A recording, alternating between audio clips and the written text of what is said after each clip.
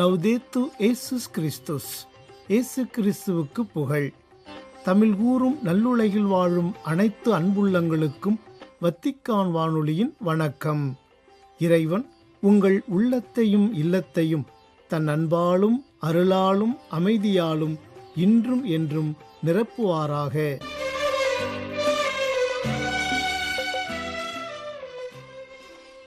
அன்பு நேயர்களே, வத்திக்கான் வானொலி இன்று உங்களுக்கு வழங்கவிருப்பவை: தடம் தந்த தகைமை, திருத்தந்தையின் புதன் பொதுமறைக்கல்வி உரை மற்றும் செய்திகள்.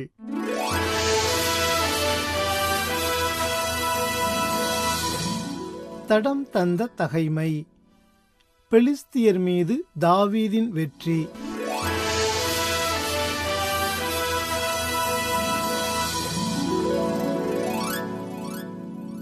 அந்நாட்களில் தாவீது இஸ்ரேலின் அரசராக திருப்பொழிவு செய்யப்பட்டார் என்று கேட்டதும் பெலிஸ்தியர் எல்லாரும் தாவீதை பிடிப்பதற்கு புறப்பட்டு சென்றனர்.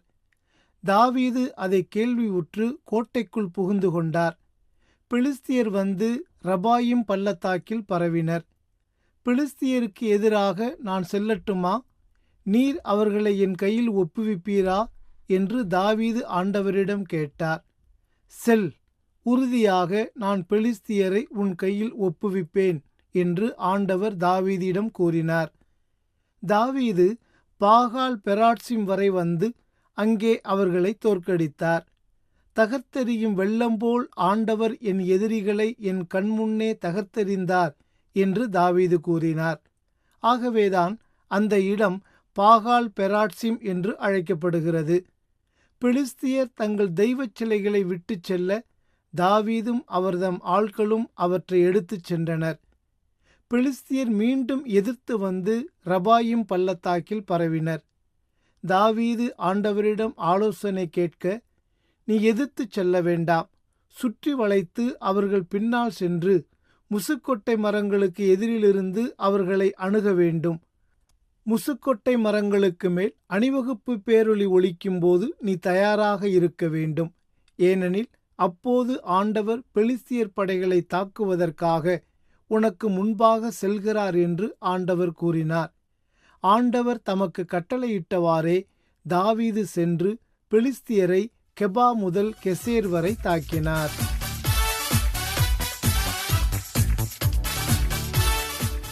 திருத்தந்தையின் புதன் பொதுமறைக்கல்வி உரை.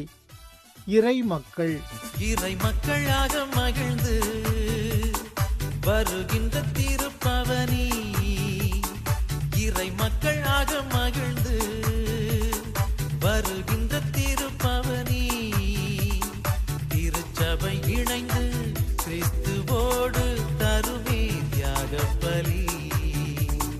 வாராயிரை திருக்குலமே வாழ்வாய் பேருடனே,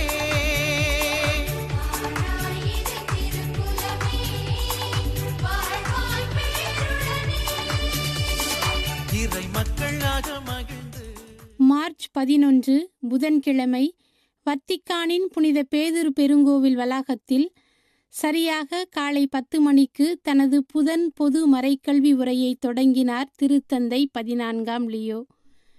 கோட்பாடு அமைப்பு விதி தொகுப்பு மக்களினங்களின் ஒளி என்ற திரு அவை பற்றி 2ஆம் வத்திக்கான் பொதுச்சங்க ஆவணத்தில் 2ஆம் அதிகாரத்தில் உள்ள இறைமக்கள் என்ற தலைப்பில் இந்நாளில் தனது சிந்தனைகளை திருப்பயணிகளுடன் பகிர்ந்து கொண்டார் திருத்தந்தை. திருத்தந்தை அவர்களின் உரைக்கு முன்னதாக இறை வார்த்தைகள் ஆங்கிலம் மற்றும் பல்வேறு ஐரோப்பிய மொழிகளில் வாசிக்கப்பட்டன. இறை வார்த்தை வாசிப்பிற்கு பிறகு திருத்தந்தை தனது புதன் பொது மறைக்கல்வி உரையை தொடங்கினார். Proseguendo nella riflessione sulla Costituzione dogmatica Lumen Gentium, oggi ci soffermiamo sul secondo capitolo dedicato al popolo di Dio. Dio che ha creato il mondo e l'umanità e che desidera salvare ogni uomo. அன்புள்ள சகோதரர் சகோதரிகளே, காலை வணக்கம். உங்கள் அனைவரையும் அன்புடன் வரவேற்கின்றேன். உலகையும் மனித குலத்தையும் படைத்த கடவுள் ஒவ்வொரு மனிதரையும் மீட்க விரும்புகிறார். அவர் ஒரு குறிப்பிட்ட மக்களை தேர்ந்தெடுத்து அவர்களிடையே குடிகொள்வதன் மூலம் வரலாற்றில் தமது மீட்பு பணியை நிறைவேற்றுகிறார். இதன் காரணமாகவே அவர் ஆபிரகாமை அழைத்து வானத்து விண்மீன்களைப் போலவும் கடற்கரை மணலைப் போலவும் எண்ணற்ற வழிமரபினரை அவருக்கு அளிப்பதாக வாக்களிக்கிறார். ஆபிரகாமின் பிள்ளைகளை அடிமைத்தனத்திலிருந்து மீட்ட பிறகு கடவுள் அவர்களோடு ஓர் உடன்படிக்கையை செய்து கொள்கிறார். அவர்களோடு பயணிக்கிறார், அவர்களை பராமரிக்கிறார். மேலும் அவர்கள் வழிதவறி செல்லும் போதெல்லாம் அவர்களை மீண்டும் ஒன்று சேர்க்கிறார். எனவே இந்த மக்களின் அடையாளம் என்பது கடவுளின் செயல் மற்றும் அவர் மீது கொள்ளும் நம்பிக்கையால் மட்டுமே வரையறுக்கப்படுகிறது. மற்ற நாடுகளுக்கு ஒரு ஒளியாக திகழவும் அனைத்து மக்களையும் ஒட்டுமொத்த மனிதகுலத்தையும் தன்பால் ஈர்க்கும் ஒரு கலங்கரை விளக்கத்தைப் போல செயல்படவும் அவர்கள் அழைக்கப்படுகிறார்கள். கிறிஸ்துவோடு செய்யப்படவிருந்த அந்த புதிய மற்றும் நிறைவான உடன்படிக்கைக்கும் மனிதரான கடவுளின் வாக்கு அளிக்கப்படவிருந்த அந்த முழுமையான வெளிப்பாட்டிற்கும் ஒரு தயாரிப்பாகவும் முன்னோடியாகவுமே இவை அனைத்தும் நிகழ்ந்தன என்று இரண்டாம் வத்திக்கான் பொதுச்சங்கம் கூறுகிறது. உண்மையில் கிறிஸ்துவே தமது உடல் மற்றும் இரத்தத்தை கையளிப்பதன் மூலம் இந்த மக்களை ஒரு நிலையான வழியில் தம்மோடு இணைத்துக் கொள்கிறார். இந்த இறை சமூகம் இப்போது ஒவ்வொரு நாட்டிலிருந்தும் வந்த தனி நபர்களால் உருவாக்கப்பட்டுள்ளது. அவர் மீதான நம்பிக்கையாலும் அவரோடு இணைந்திருப்பதாலும் மற்றும் உயிர்த்தெழுந்தவரின் ஆவியால் இயக்கப்படுவதாலும் அவரது வாழ்வையே வாழ்வதாலும் இம்மக்கள் ஒன்றிணைக்கப்படுகிறார்கள். இதுவே திரு அவை. கிறிஸ்துவின் உடலிலிருந்து தங்களது வாழ்வை பெற்று தாங்களே கிறிஸ்துவின் உடலாகவும் விளங்குகின்ற இறை மக்கள் மற்ற மக்களை போன்றவர்கள் அல்ல. மாறாக இவர்கள் கடவுளால் அழைக்கப்பட்டு உலகின் அனைத்து நாடுகளையும் சேர்ந்த ஆண்களாலும் பெண்களாலும் உருவாக்கப்பட்ட இறை மக்கள் இவர்களே. இம்மக்களை ஒன்றிணைக்கும் அடிப்படை கொள்கை என்பது ஒரு மொழியோ ஒரு பண்பாடோ அல்லது ஒரு இனமோ அல்ல. மாறாக கிறிஸ்து மீது கொண்டுள்ள விசுவாசமே ஆகும். எனவே திரு அவை என்பது இரண்டாம் வத்திக்கான் பொதுச்சங்கத்தின் கூற்றின்படி விசுவாசத்தோடு இயேசுவை நோக்குகின்றவர்களின் கூட்டமைப்பு ஆகும். இது ஒரு மெசியாவின் இறை சமூகமாகும். ஏனெனில் மெசியாவாகிய கிறிஸ்துவே இதற்கு தலைவராக இருக்கிறார். இதில் உறுப்பினர்களாக இருப்பவர்கள் பெருமைப்பட்டு கொள்ள எந்த தகுதியோ அல்லது பட்டமோ கொண்டிருக்கவில்லை. மாறாக கிறிஸ்துவின் வழியாகவும் அவரோடும் இணைந்து கடவுளின் பிள்ளைகளாக இருக்கும் அந்த அருட்கொடையை மட்டுமே அவர்கள் கொண்டுள்ளனர். எனவே திரு அவையில் எந்த ஒரு பணிக்கும் அல்லது பொறுப்பிற்கும் முன்னதாக கிறிஸ்துவோடு இணைக்கப்பட்டிருப்பதும் அருளின் வழியாக கடவுளின் பிள்ளைகளாயிருப்பதுமே உண்மையில் முக்கியமானதாகும். கிறிஸ்தவர்களாகிய நாம் தேட வேண்டிய ஒரு மதிப்பிற்குரிய பட்டமும் இதுவே ஆகும். தந்தையிடமிருந்து தொடர்ந்து வாழ்வை பெற்றுக்கொள்வதற்கும் அவருடைய பிள்ளைகளாகவும் சகோதர சகோதரிகளாகவும் வாழ்வதற்கே நாம் திரு அவையில் இருக்கிறோம். இதன் விளைவாக திரு அவைக்குள் உறவுகளை இயக்குகின்ற சட்டம் அன்பு என்பது புலப்படுகிறது. இந்த அன்பை நாம் இயேசுவில் பெற்றுக்கொண்டு அனுபவிக்கிறோம். மேலும் இதன் இலக்கு இறையாட்சி ஆகும். அதனை நோக்கியே திரு அவை ஒட்டுமொத்த மனிதகுலத்தோடும் இணைந்து பயணம் செய்கிறது. எனவே இந்த இறை சமூகம் என்றும் ஒன்றாக தனித்துவமாக நிலைத்திருக்க வேண்டும். அதே வேளை இது உலகம் முழுவதற்கும் எல்லா காலங்களுக்கும் விரிவடைய வேண்டும். இதன் மூலமே கடவுளின் திருவுளம் நிறைவேறும். ஏனெனில் அவர் தொடக்கத்தில் மனித இயல்பை ஒன்றாகவே படைத்தார். மேலும் சிதறுண்டு போயிருந்த தம் பிள்ளைகளை மீண்டும் ஒன்றாக இணைக்கவே அவர் விரும்புகிறார். அனைத்து ஆண்களுக்கும் பெண்களுக்கும் ஆண்டவரும் மீட்பருமாகிய கிறிஸ்துவில் ஒன்றிணைக்கப்பட்டுள்ள திரு அவை ஒருபோதும் தனக்குள்ளேயே முடங்கிவிட முடியாது. மாறாக அது அனைவருக்கும் திறந்த மனதுடனும் அனைவருக்குமானதாகவும் விளங்குகிறது. திரு அவை கிறிஸ்துவை நம்பும் நம்பிக்கையாளர்களால் உருவாக்கப்பட்டிருந்தாலும் எல்லா மனிதர்களும் கடவுளின் புதிய மக்கள் கூட்டமாக உருவெடுக்க அழைக்கப்படுகிறார்கள் என்பதை இரண்டாம் வத்திக்கான் பொதுச்சங்கம் நமக்கு நினைவூட்டுகிறது. எனவே நற்செய்தியை இன்னும் அறிந்திராதவர்கள் கூட ஏதோ ஒரு வகையில் திரு அவையையே சார்ந்திருக்கிறார்கள். ஆகவே கிறிஸ்துவின் திருத்தூது பணியில் இணைந்து செயல்படும் திரு அவை நற்செய்தியை எல்லா இடங்களிலும் எல்லா மக்களுக்கும் அறிவிக்க அழைக்கப்படுகிறது. இதன் மூலம் ஒவ்வொருவரும் கிறிஸ்துவை நேரில் கண்டறிய முடியும். திரு அவையில் அனைவருக்கும் இடம் உண்டு, அவ்வாறு இருக்கவும் வேண்டும். மேலும் ஒவ்வொரு கிறிஸ்தவரும் தாங்கள் வாழும் மற்றும் பணியாற்றும் எல்லா சூழல்களிலும் நற்செய்தியை அறிவிக்கவும் அதற்கு சாட்சிகளாக திகழவும் அழைக்கப்படுகிறார்கள் என்பதே இதன் பொருளாகும். இவ்வாறுதான் திரு அவை தனது கத்தோலிக்க தன்மையை வெளிப்படுத்துகிறது. பல்வேறு கலாச்சாரங்களின் செழுமையையும் வளங்களையும் ஏற்றுக்கொள்வதோடு அதே நேரத்தில் நற்செய்தியின் புதுமையை அவர்களுக்கு வழங்கி அவற்றை தூய்மைப்படுத்தவும் மேம்படுத்தவும் செய்கிறது. இந்த அடிப்படையில் திரு அவை என்பது ஒன்றாக இருந்தாலும் அது அனைவரையும் உள்ளடக்கியது. தனித்துவமான மீட்பின் பேழை அதன் பரந்த உட்பகுதியில் அனைத்து மனித பன்முகத்தன்மைகளையும் வரவேற்க வேண்டும் என்று இறையியலாளர் ஒருவர் இதனை இவ்வாறு விவரித்தார். ஒரு உணவு கூடாரம் பல படைப்புகளிலிருந்தும் தனது உணவை பெறுவது போல திரு அவையும் ஒன்றாகவே செயல்படுகிறது. கிறிஸ்துவின் தையல் இல்லாத மேலாடையைப் போல ஒற்றுமையாக இருந்தாலும் அது பல வண்ணங்களை கொண்ட யோசேப்பின் அங்கியை போன்று இருக்கிறது. இங்கு ஒற்றுமையும் பன்முகத்தன்மையும் வலியுறுத்தப்படுகிறது. பல மோதல்களாலும் போர்களாலும் சூழப்பட்டுள்ள இந்த நாட்களில் விசுவாசத்தின் அடிப்படையில் பல்வேறு தேசிய இனங்கள், மொழிகள் மற்றும் கலாச்சாரங்களை சார்ந்த ஆண்களும் பெண்களும் ஒன்றாக இணைந்து வாழும் ஒரு சமூகமாக திரு அவை திகழ்கிறது என்பதை அறிவது ஒரு மிகப்பெரிய நம்பிக்கையின் அடையாளமாகும். இது மனித குலத்தின் மையமாக வைக்கப்பட்டிருக்கும் ஓர் அடையாளம் ஆகும். தந்தை கடவுள் தம்முடைய பிள்ளைகள் அனைவரையும் அழைக்கின்ற அந்த ஒன்றிப்பு மற்றும் அமைதிக்கான ஒரு அழைப்பாகவும் முன்னறிவிப்பாகவும் இது அமைகிறது.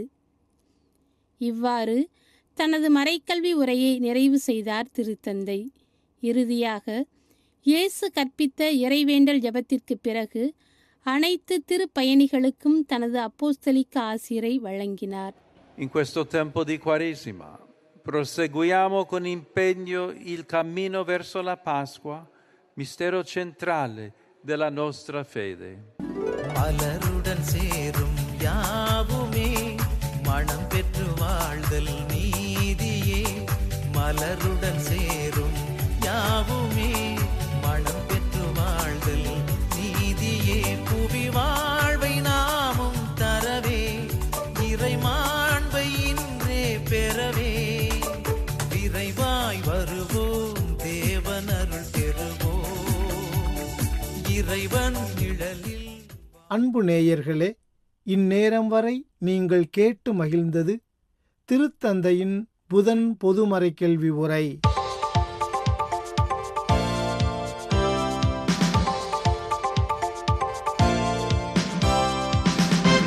செய்திகள். மார்ச் 9 திங்கட்கிழமையன்று 13 நாடுகளைச் சேர்ந்த பெண்கள் ரோமையில் ஒன்று கூடி தலைமைத்துவம் மற்றும் உலகளாவிய சவால்கள் குறித்து விவாதித்தனர் என்று செய்திக்குறிப்பொன்று தெரிவித்துள்ளது. நம்பிக்கை கொண்ட பெண்கள் எதிர்கால தலைவர்களாக உருவெடுக்கும் மாணவர்கள் என்ற கருப்பொருளில் பிரித்தானிய மற்றும் ஆஸ்திரேலிய தூதரகங்கள் திருப்பிடத்திற்காக ஏற்பாடு செய்திருந்த நிகழ்வொன்றில் இந்த பெண்கள் பங்கேற்றனர். மார்ச் 8 ஞாயிறன்று சிறப்பிக்கப்பட்ட அனைத்துலக பெண்கள் தினத்திற்கு அடுத்த நாள் இடம்பெற்ற இந்த கூட்டத்தில் பல்கலைக்கழகங்கள் மற்றும் அமைப்புகளைச் சேர்ந்த 15 பெண்கள் நம்பிக்கை மதிப்பீடுகள் மற்றும் தலைமைத்துவம் குறித்து விவாதித்தனர். அமைதியை கட்டமைத்தல், வறுமை மற்றும் காலநிலை மாற்றம் போன்ற உலகளாவிய சவால்களை எதிர்கொள்வதில் பெண்களுடைய தலைமைத்துவத்தின் முக்கிய பங்களிப்பை இந்த நிகழ்வு எடுத்து காட்டியது. கனடா, ஆஸ்திரேலியா மற்றும் பிரித்தானியாவின் தூதரக அதிகாரிகள் இந்த நிகழ்வில் திருப்பிடத்திற்காக உரையாற்றினர். இந்த நிகழ்வு திரு அவையிலும் சமூகத்திலும் பெண்களின் தனித்துவமான தலைமை பங்கை வலுப்படுத்திய அதேவேளை பெண்கள் மற்றும் குழந்தைகள் பிரச்சினைகளுக்கு தொடர்ந்து ஆதரவளிக்கும் விதமாக பங்கேற்பாளர்களை அதிகம் ஊக்கப்படுத்தியது. கல்தேய வழிபாட்டு முறை முதுபெரும் தந்தை கர்தினால் லூயிஸ் ரஃபேல் சாக்கோ அவர்கள் தனது பணியை துறப்பு செய்துள்ளதாகவும் அவரின் இந்த முடிவை திருத்தந்தை 14ஆம் லியோ அவர்கள் ஏற்றுக்கொண்டதாகவும் செய்திகள் தெரிவிக்கின்றன. கடினமான காலங்களிலும் ஏராளமான சவால்களுக்கு மத்தியிலும் கல்தேய கத்தோலிக்க திரு அவையை வழிநடத்தியது குறித்த தனது 13 ஆண்டுகால அர்ப்பணம் நிறைந்த பணிகள் பற்றி மனமகிழ்ந்து தான் எழுதியுள்ள கடிதம் ஒன்றில் குறிப்பிட்டுள்ளார் கர்தினால் சாக்கோ. 2 ஆண்டுகளுக்கு முன்பு பதவி விலகுவது குறித்து யோசித்த 75 வயது நிரம்பிய கர்தினால் சாக்கோ அவர்கள் தனது பணித்துறப்பு என்பது தன்னிச்சையான முடிவு என்றும் வெளிப்புற அழுத்தம் காரணமாக அல்ல என்றும் தெளிவுபடுத்தியுள்ளார். மேலும் தனது இறுதி ஆண்டுகளை இறைவேண்டல், எழுத்து மற்றும் எளிய பணிகளில் செலவிட விரும்புவதாகவும் அந்த கடிதத்தில் தனது விருப்பத்தை மகிழ்ச்சியுடன் வெளிப்படுத்தியுள்ளார் கர்தினால் சாக்கோ. தனது உண்மையான செல்வம் என்பது பணியின் மீதான தனது அர்ப்பணிப்பிலும் தான் எழுதிய பல நூல்கள் மற்றும் கட்டுரைகளிலும்தான் அடங்கியுள்ளது என்பதை வலியுறுத்தி கூறியுள்ளார் கர்தினால் சாக்கோ.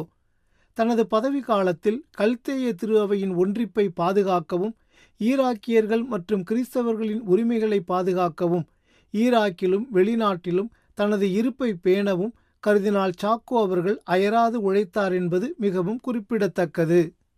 ஈரானிலிருந்து குடும்பங்கள் ஆப்கானிஸ்தானுக்கு திரும்புவதால் இடம்பெற்று வரும் மத்திய கிழக்கு மோதல்கள் குறிப்பாக குழந்தைகளுக்கு மனிதாபிமான நெருக்கடி அதிகரித்து வருகின்றன என்று கூறியுள்ளது யுனிசெஃப் நிறுவனம். மார்ச் 10 செவ்வாய்க்கிழமையன்று நடைபெற்ற ஐநா செய்தியாளர் கூட்டம் ஒன்றில் யுனிசெஃப் நிறுவனத்தின் ஆப்கானிஸ்தான் பிரதிநிதி தாஜுதீன் ஒயேவாலே அவர்கள் அனைத்துலக ஆதரவு அவசர தேவையாக உள்ளது என்பதை எடுத்துரைத்துள்ளார்.